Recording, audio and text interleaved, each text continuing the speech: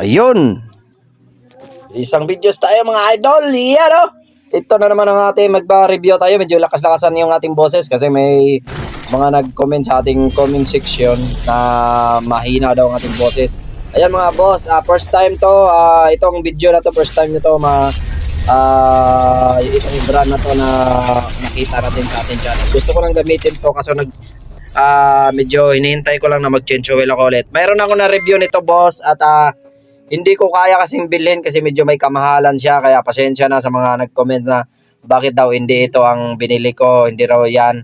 Yan yung ating Dilo Gold, medyo may mahal kasi yun. Ito kasing napili natin, Shell Remula, yun o, kung nakikita nyo mga idol, mga kaagay, yan o, Shell Remula R1 Multi, yun o, 2040 yung kanyang viscosity mga idol, yung kanyang numbers, yun o.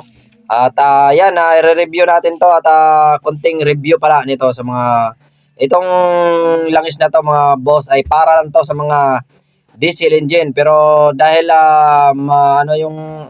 natin gusto nating matry, curious tayo kasi maraming gumagamit naman ng mga diesel engine lalo sa mga loaded na motor or mga kargado, pero hindi to advisable sa inyong mga motor kung kayo'y medyo masilan at stock lang naman ang motor nyo.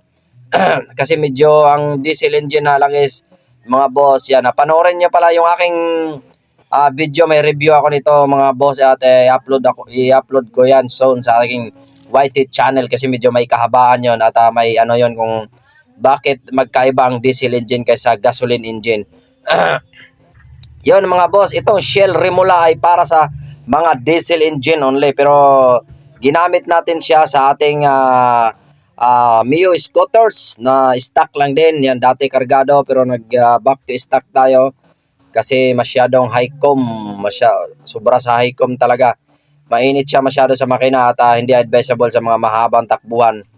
Yun at hindi rin tatapat sa ating kasi sira yung ating carb, medyo nahirapan tayo mag-budget doon sa ating gas consumption. Yan, i-review ko lang na mabilisang review ito mga boss. Itong Shell Remula R1, yun o. Ito na siguro ang pinakamurang diesel engine or pwede sa motor. Yan, pwede to. Maraming gumagamit ng mga diesel engine like Dilo Gold nga, yung pinakamahal na diesel engine. Yun ang ginagamit ng iba at ito tatry natin at abangan nyo yung review nito sa after siguro mga magre-review ako nito mga 15 days after na ma-review to siya. At yun, pa-subscribe na lang ang aking YouTube channel mga boss at pahit na rin yung notification bell para updated kayo sa aking mga susunod na vlogs. Kasi sa work sa ating FB, yun o, thank you, Chian Vlogs Elavon, thank you very much. At sa ating FB page, Boss RC 2.0, thank you!